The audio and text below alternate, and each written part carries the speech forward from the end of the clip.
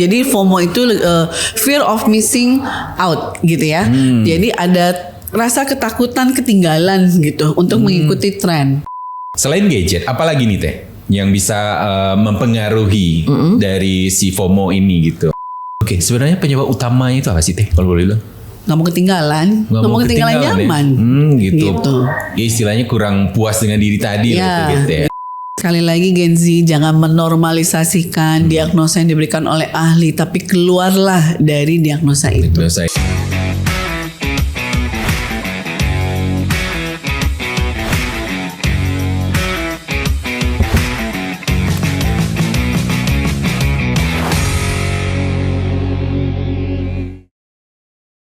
Assalamualaikum warahmatullahi wabarakatuh. Selamat pagi sahabat saya dari RSUD Kota Padang Panjang. Ketemu lagi bersama saya Dani Permana Putra di podcast RSUD Kota Padang Panjang.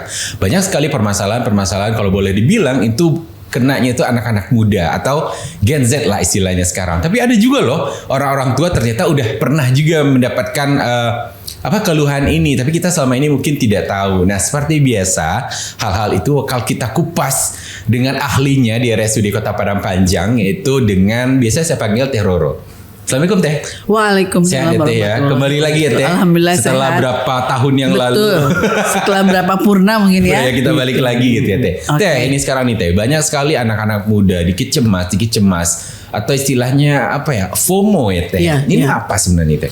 Jadi FOMO itu sebetulnya kan sekarang lagi tren ya gitu. Jadi banyak di kalangan muda itu yang merasa gelisah, nggak nyaman, butuh informasi update terus gitu ya. Nah sehingga dengan ada rasa gelisah ingin cari informasi terus, otomatis kayak gini nih jadinya. Terus mantengin gadgetnya. Nah, mantengin gadgetnya dengan waktu yang berlebihan ini tentu juga akan menimbulkan masalah psikologis terhadap si orang itu sendiri gitu. Jadi biasanya FOMO ini terutama nih kebetulan nih sekarang kalau di Padang ya, di Padang Panjang mungkin belum ada trennya ya. Di Padang itu lagi Dubai Chewy Cookies, kebalik nggak aku ngomong ya, Dubai Chewy Cookies. Jadi Dubai Chewy Cookies itu salah satu produk makanan dan ternyata itu di kalangan remaja semua huntingnya itu. Sampai ada salah satu toko yang memang awalnya mungkin memproduksinya nggak terlalu banyak tapi karena lagi FOMO takut ketinggalan, temennya beli kita nggak beli, temennya makan kita nggak makan gitu ya. Kayaknya enak di lu nggak enak di gua gitu kan ya. Akhirnya beli, dan sekarang saya sering mengantar anak gadis saya itu hampir setiap minggu beli cookies itu. Dan semakin hari produknya semakin banyak besar di toko gitu, itu. Iya, karena itu lagi FOMO, lagi tren gitu. Jadi kalau zaman dulu waktu saya masih kecil ada istilahnya korban mode. Sebetulnya sih itu ya. Jadi FOMO itu fear of missing out gitu ya. Jadi ada rasa ketakutan ketinggalan gitu untuk mengikuti tren. Nah, tapi dampaknya karena dulu nggak ada digital ya, sekarang ada digital, jadi makanya kaum remaja itu mantengin gadget terus. Apa yang terbaru, apa yang viral lah istilah gitu. Nah, gitu. Tapi kalau boleh dibilang gitu, Teh, dan juga pernah gitu ya. Tapi apakah itu FOMO atau enggak ya? Tapi dan kalau untuk asa sesuatu yang baru itu dan pengen coba, misalnya ada produk ada makanan terbaru nih, misalnya di situ ada makanan baru, pengen coba tapi minimal harus coba walaupun itu sekali, tapi besoknya coba nih sekali, besoknya ya udah gini rasanya, besok nggak mau lagi, itu masuk FOMO nggak sih kira-kira? Kalau itu nggak masuk FOMO ya. Yang disebut dengan FOMO itu dia ada jangka panjang, makanya tadi saya bilang mantengin terus nih gadgetnya, lihat informasi. Misalnya sekarang lagi Dracin nih, aku salah satu Ini Dracin ya? Iya gitu, Uni Dracin, Linghe ya, itu dipantengin terus gitu, nggak mau ketinggalan gitu ya. Tapi yang disebut dengan ada indikasi mengganggu kesehatannya itu kalau penggunaan gadgetnya itu jadi berlebihan untuk mantengin apa sih informasi yang lagi tren saat ini gitu, sehingga dia mengganggu aktivitas, mengganggu pola tidur, pikir gitu. Kalau kita boleh dibilang kan banyak sekali anak-anak muda yang terkena gangguan ini, gangguan lah itu ya, bukan penyakit lah ya, gangguan ya, atau gangguan. Udah penyakit atau gimana? Belum. Berarti gangguan. Belum. Selain gadget, apalagi nih Teh yang bisa mempengaruhi dari si FOMO ini gitu? Pokoknya lagi viral semua aja. Gitu. Jadi misalnya nih lihat Dani lagi tren nih di kalangan rumah sakit. Nah itu aku mantengin terus nih informasinya gitu kan. Nah terus kemudian ada juga tanda petik ya ketidaksukaan lihat orang seneng gitu, iri gitu. Kok kayaknya dia bisa ya, kok aku kayaknya nggak bisa gitu. Sebetulnya kalau di dalam psikologi, kalau misalnya itu dijadikan motivasi sehingga kita bisa lebih termotivasi untuk menjadi lebih baik, nggak masalah.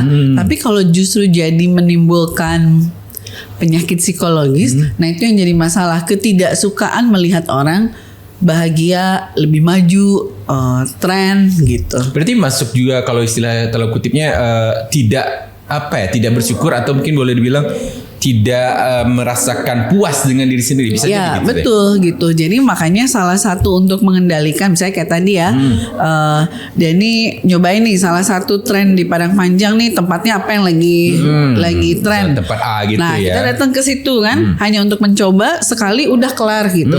Berarti kita ada rasa syukur. Oh kalau ditanya orang udah pernah ke situ belum? Udah. Gitu kan ya. Jadi ada rasa bersyukur. Terus kemudian kita juga lihat ke diri kita bahwa kita masih punya sisi positif yang bisa dikembangkan gitu. Oke. Dan fenomena FOMO ini sangat banyak sekali terjadi pada anak-anak muda gitu ya. Iya.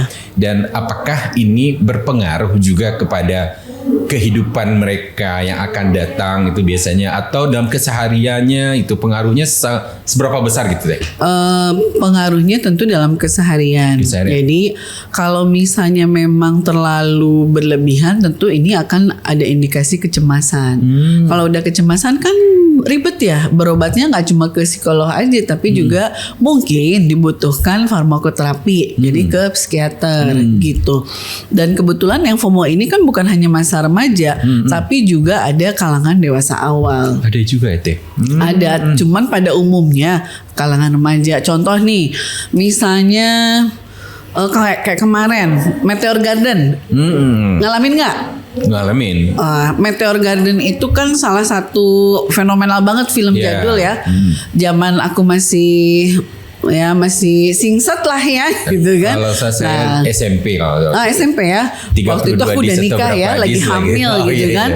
Nah jadi nonton FC, kemudian beberapa hari yang lalu kan ada konser FC di Jakarta. Nah itu bagi mereka yang memang FOMO itu dari jauh udah harus beli tiket, nggak boleh ketinggalan. Itu salah satu contoh gitu. Tapi kalau bagi mereka yang nggak terlalu butuh-butuh amat sih, ada duit beli, nggak ada duit ya udah nggak apa-apa, nggak nonton FC nggak masalah gitu. Tapi kalau yang memang harus dengan atributnya, nah itu yang bisa menimbulkan atau mengakibatkan jadinya kecemasan. Oke, sebenarnya penyebab utamanya itu apa sih Teh kalau boleh bilang? Nggak mau ketinggalan nyaman. Gitu. Ya istilahnya kurang puas dengan diri tadi gitu ya. Gitu. Biasanya nggak percaya diri kan orang-orang yang FOMO itu gitu, nggak bersyukur gitu kan. Dampak jangka panjangnya itu apa nih Teh? Kira-kira orang-orang seperti itu selain kecemasan? Biasanya sih lebih ke kecemasan ya. Cemas gitu.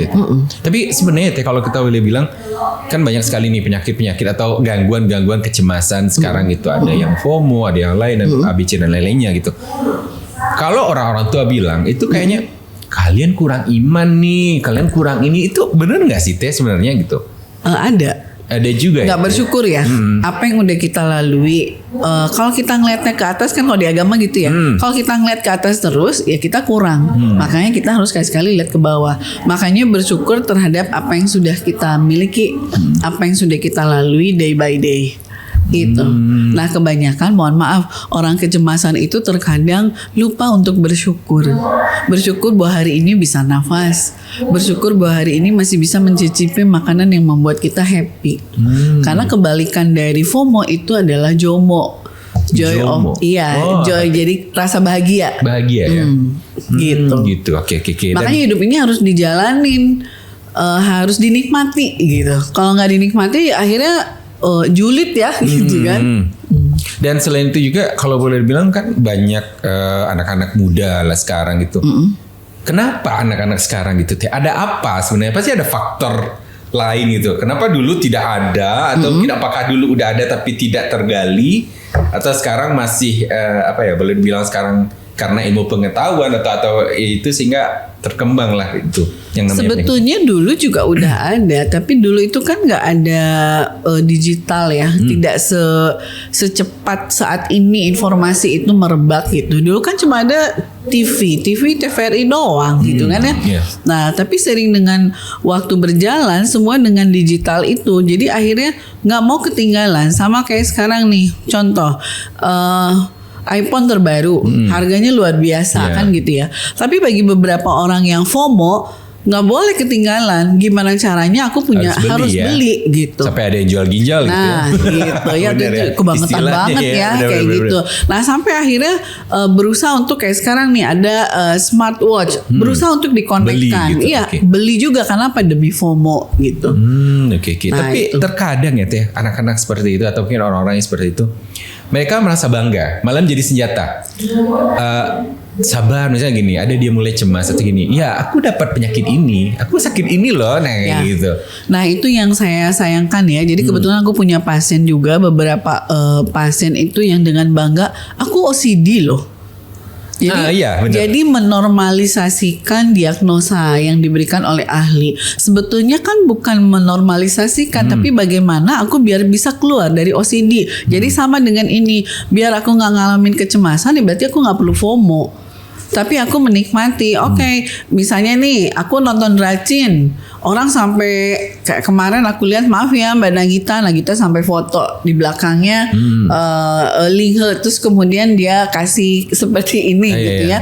Nah mungkin untuk beberapa orang bisa melakukan hal itu, tapi misalnya saya nggak bisa melakukan itu. Nah makanya kalau mindset kita bahwa saya harus bisa foto dengan dia, tentu segala cara akan dikejar. Nah itu yang menimbulkan penyakit psikologis. Gitu. Ya, berarti apa ya kalau udah bilang memang ya dunia udah berat, tambah berat juga lah gitu ya, kehidupan gitu ya. Betul. Pagi sekarang udah serba naik semua. Gitu pagi ya. Plastik naik ya Bu, Bapak gitu kan. Udah naik udah gitu, naik, udah semua dipikirkan dan lainnya gitu ya. Ada beberapa mungkin kalau boleh bilang cara nih teh, jangan sampai terkena FOMO gitu. Mungkin sahabat saya mungkin udah mulai, wah kayaknya gue udah mulai sakit FOMO nih seperti yang teteh bilang gitu. Bisa nggak dihindari atau dikurangi lah gitu? Dikurangi bisa. Balik lagi ke dirinya ya. Kalau misalnya dirinya udah merasa bahwa ini kayaknya masalah psikologis aku udah bermasalah nih, udah ada tingkat kecemasan yang cukup tinggi gitu kan. Nah akhirnya apa yang perlu ditingkatkan? Rasa percaya diri. Kita semua orang ini punya potensi loh. Punya potensi yang bisa kita banggakan, sehingga dengan potensi itu aku muncul percaya diri. Terus kemudian bersyukur. Ya balik lagi ya, bersyukur day by day apa yang sudah kita lalui, apa yang sudah kita nikmati gitu ya. Bahwa kita memang masih bisa melakukan hal yang positif gitu. Oke. Teh, mungkin bagi orang-orang yang terkena gangguan itu mungkin agak susah untuk mendapatkan tadi teh bilang JOMO ya, atau joy of missing out. Ada tipsnya sih buat teman-teman atau sahabat saya yang dari FOMO ke JOMO gitu. Ada gimana caranya? Mungkin caranya ya, kalau ngikutin cara saya adalah jadilah diri sendiri. Hidup itu nggak ada yang sempurna. Kita nikmati hidup ini dengan bersyukur tentunya, gitu. Dan jangan terlalu memikirkan permasalahan ke apa ya, boleh bilang ke depan gitu, gitu ya. Jadi tren itu boleh kita nikmati tanda petik itu, misalnya oh iya sekarang aku di sini nih ada misalnya tempat yang bagus, coba aku ke situ. Kayak tadi Dani udah pergi ke sana, udah menikmati. Oh ya, kalau ditanya orang udah ke situ udah. Hanya sebatas itu saja gitu. Tapi bukan berarti menggila. Setiap ada yang baru harus datang, terus kemudian datangnya berkali-kali gitu ya. Nah itu yang mengakibatkan adanya gangguan psikologis. Contoh anak Gen Z sekarang itu kalau bikin tugas itu ke kafe. Ya. Sekali ngafe berapa? Cepet ya 100 ribuan. Kalau orang tuanya mampu mungkin gak ada masalah. Tapi bagi orang tuanya yang banyak pengeluaran yang harus diperhitungkan, itu yang akan menimbulkan juga masalah. Nah ini pernah terjadi pada pasien saya. Jadi dia akhirnya mengalami kecemasan karena aku nggak bisa seperti orang lain ngerjain tugas mesti ngafe gitu. Berarti kan itu tren yang tidak harus diikuti oleh semua orang. Balik lagi sesuai dengan kemampuan diri, biar tidak terjangkit penyakit psikologis. Iya. Gitu. Terkadang kan orang tua juga mendukung gitu teh, karena dia bilang kan kalau dia ini malu nanti belajar di rumah nggak, ini kan orang tua juga harusnya mendukung juga kan teh. Atau keras atau sebenarnya gimana sih teh? Sebetulnya gini, sebetulnya kan kalau dengan Gen Z ini ya kita nggak bisa terlalu keras. Terlalu keras mereka mental. Benar. Nah, berarti apa yang harus kita lakukan? Kita intinya adalah komunikasi heart to heart. Menurut kamu seberapa penting sih ngerjain tugas di kafe? Kemudian menurut kamu seberapa perlu kamu mengkonsumsi makanan yang ada di kafe? Okay. Gitu. Jadi maksudnya begini, mungkin karena FOMO kopi di kafe sambil ngerjain tugas, pasti minumnya kopi dong. Kopi-kopian deh misalnya gitu ya, dengan makanan yang semua Luar fast negeri food, lah. junk food gitu kan ya. Nah, gitu. kalau misalnya pola makan ini dilanjutkan, kemudian kafe itu kan kalau kayak di Padang, mungkin di Padang Panjang juga udah sampai pagi ya buka ya. Udah mulai. Nah, otomatis kan begadang ya. Dengan begadang balik lagi pola tidur terganggu, pola makan terganggu, akhirnya ada penyakit kalau secara medis gitu ya. Kalau secara psikologis bangun kesiangan, terlambat ke kampus dan lain sebagainya. Nah, jadi makanya yang perlu dikomunikasikan dengan Gen Z itu adalah kita diskusi seberapa penting, seberapa perlu. Kemudian manfaatnya bagaimana? Nah, awalnya mungkin akan ada penolakan, tapi lama-lama kalau dia udah kena batunya ya, udah kena dampaknya, dia akan berhenti sendiri. Dan kemudian jangan lupa Gen Z itu sangat ingin dipahami. Gak bisa pendidikan kayak dulu ya teh ya. Nggak bisa. Sangat ingin dipahami. Sangat ingin dipahami. Jadi jangan ngerti mama aja dong. Aku juga di ngertiin. Begitulah kurang lebih bahasanya kalau Gen Z gitu ya. Jadi banyak pasien aku yang Gen Z rata-rata tuh seperti itu. Orang tua aku nggak paham aku. Tapi mereka ingin dipahami. Capek deh. Kata mereka begitu jadinya. Akhirnya mereka mencoba menarik diri. Jadi akhirnya gangguan sederet diagnosa yang diberikan oleh ahli itu jadinya kecemasan, BPD. Kemudian gangguan campuran cemas dengan depresi gitu. Ada dengan gejala skizo, dan itu maaf ya terkadang Gen Z itu jadinya nggak masalah dengan diagnosa skizo gitu. Kalau aku kan gimana gitu ya. Makanya balik lagi ke tadi teh, mereka bangga gitu. Makanya mereka menjadi senjata gitu kan. Betul. Jadi sekali lagi Gen Z jangan menormalisasikan diagnosa yang diberikan oleh ahli, tapi keluarlah dari diagnosa itu. Diagnosa itu ya teh. Oke teh. Kalau boleh bilang itu kan kecemasan pasti akan mengganggu pola tidur mungkin ya teh. Betul. Itu akan, dan mungkin mereka harus menghubungi teteh nih sebagai ahlinya gitu kan. Kayaknya aku udah kayak gini, harus kayak ini. Itu ada nggak sih teh ciri-ciri seseorang yang udah kena FOMO yang harus berkonsultasi ke teteh? Apa aja tuh teh? Ada. Ya karena balik tadi yang ngafe itu tadi. Yang ngafe, dia pengen ngafe nggak bisa. Karena kan budget udah dibatasin sama orang tua. Terus kemudian orang lain ngomongin yang lagi tren, dia nggak, sehingga akhirnya diabaikan oleh lingkungan sosial. Karena nggak sefrekuensi, kalau istilahnya sekarang nggak sefrekuensi gitu. Oke. Teh, mungkin minta dikit rahasianya nih teh. Di Padang Panjang, kamu maksudnya masih boleh dibilang nggak terlalu ini lah teh ya, nggak sepadang lah gitu kan. Apakah sudah ada pasien teh dengan FOMO? Yang FOMO-nya sih, ya balik lagi udah ada ya, Udah ada. Berarti udah banyak juga ya teh. Banyak kan. Padang Panjang ini, maaf banget ya. Aku kemarin bilang kayak gini, iya Padang Panjang ini kan baru berkembang. Enak aja baru berkembang. Karena dulu mungkin kehidupan di sini masih terbatas di sore hari. Malam, paling malam mungkin jam 8 jam 9 gitu. Tapi sekarang aku keluar 1:30. Aku keluar 1:30 tuh maksudnya karena ada acara, pulang 1:30. Itu anak masih keluyuran gitu. Jadi udah maju ya Padang Panjang. Maksudnya maju seperti itu kehidupannya, udah 24 jam udah gitu ya. Berkembang lah istilahnya gitu ya. gitu. Oke, sekarang mungkin terakhir tips nih. dari Teteh untuk Gen Z atau mungkin dan juga para orang tua juga nih Teh? Para orang tua, Iya. oke. Kalau untuk para orang tua, jadilah teman sejati buat anaknya, sering komunikasi terbuka, mengikuti apa yang sedang diikuti oleh putra putrinya. Kemudian kalau bagi Gen Z itu adalah jadi diri sendiri dengan keunikan kalian masing-masing. Semua ada kekurangannya, tapi tonjolkan kelebihannya. Dengan seperti itu, kalian akan tetap sehat secara mental atau psikologis. Oke, terima kasih Teteh. Sama-sama. Udah ngasih informasinya ya, dan jangan lupa Teh datang lagi ke podcast kita Teh, karena Insya Allah. banyak banget problematika anak-anak Gen Z atau mungkin masalah-masalah sekarang banyak banget kayaknya Teh ya, dengan kecemasan lah inilah gitu ya Teh. Iya, banyak, semakin banyak ya, terutama di kalangan Gen Z. Gitu. Kayaknya orang tua besok bakal sering kecemasan juga Teh, dengan biaya yang naik, ini gaji yang Oh, iya, naik betul gitu ya. Oh, Gaji malah nggak curhat naik ya. ya. Malah curhat ya. Oke, terima kasih banyak Teh. Oke, siap. Terima Terima kasih kasih. banyak juga untuk sahabat saya dari RSUD Kota Parangpanjang yang telah mendengarkan podcast kita, dan insya Allah kita akan ketemu lagi di kesempatan berikutnya. Akhirnya saya Dani Permana pamit. Assalamualaikum warahmatullahi wabarakatuh. Waalaikumsalam. RSUD Kota Parangpanjang, melayani dengan hati.